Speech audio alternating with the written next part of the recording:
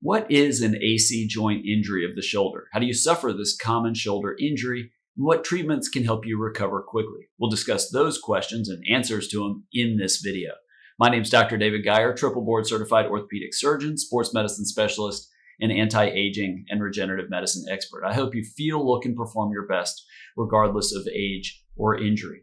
The AC joint of the shoulder, people sort of get confused about this. This is a small joint at the tip of your shoulder. It'd be right about here. It's where basically the end of the collarbone, let me put this in a way that you can see it, reaches the tip of the shoulder blade. These, you can see that here, these ligaments right there, that is the AC ligaments. There's a variety of different ones, but it basically connects the end of your collarbone to the tip of your shoulder blade.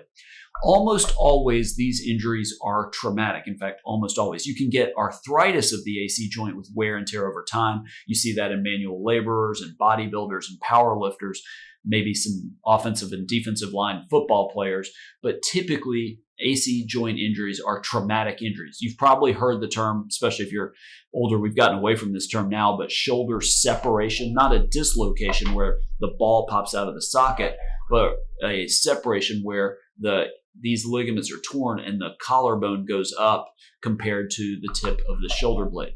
AC joint injuries, traumatic ones, typically are graded 1 through 6, and it's basically a matter of severity. Typically grades 1, 2, and 3 that orthopedic surgeons can diagnose based on x-rays, maybe an MRI, and physical exam. 1 through 3 typically don't need surgery. 4 through 6 do for a variety of different reasons. 3, there's some debate sometimes in high-level athletes. Orthopedic surgeons argue grade 3s need to be fixed surgically.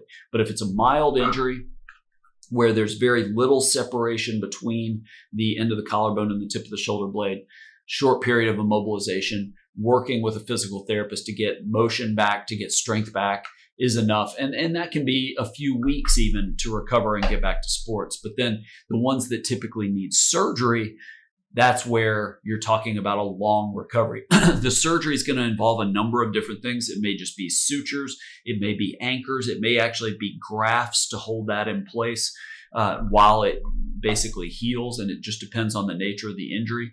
But you're talking about a very long recovery. Fair amount of time in some sort of sling or brace that keeps your arm immobilized to allow that repair or reconstruction to heal, and then work with a physical therapist to get motion back and to get strength back and to get all your overhead activities back. And that can take a long process. If you need an AC joint repair or reconstruction, you're looking at months and months of recovery, even up to a year, to feel the way you did before you got hurt and perform sports at the level you want. Now, as far as a lot of the regenerative and other treatments that people ask about for a variety of different orthopedic injuries, I get those questions all the time, may not have that much of a role here, honestly. It probably isn't necessarily that much that would allow a mild AC joint injury to heal faster. I suppose maybe something like BPC 157, the peptide, might speed that up. Hasn't really been studied for that type of purpose. Where I suspect things like that might have more of a role would be in the recovery from surgery. Again, something like BPC 157 or something that potentially strengthens and grows muscle, a growth hormone releasing peptide like a CJC 1295 might do it a little faster.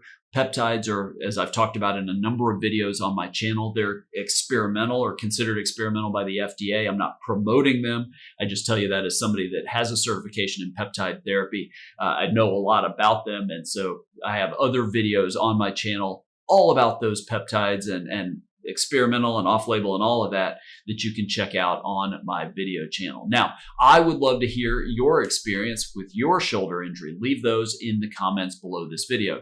Just understand, I can't give you medical advice, but I can try to answer that question in a future video. Also, please subscribe to my video channel. Click the bell to be notified when I release a new video and when I start my next live stream, including my Ask Dr. Geier live shows. Now, if you have shoulder, knee, hip, or some other bone or joint pain or injury, and you want to get significantly better in the next 30 days, maybe without cortisone shots or surgery, learn more about working with me in the description below.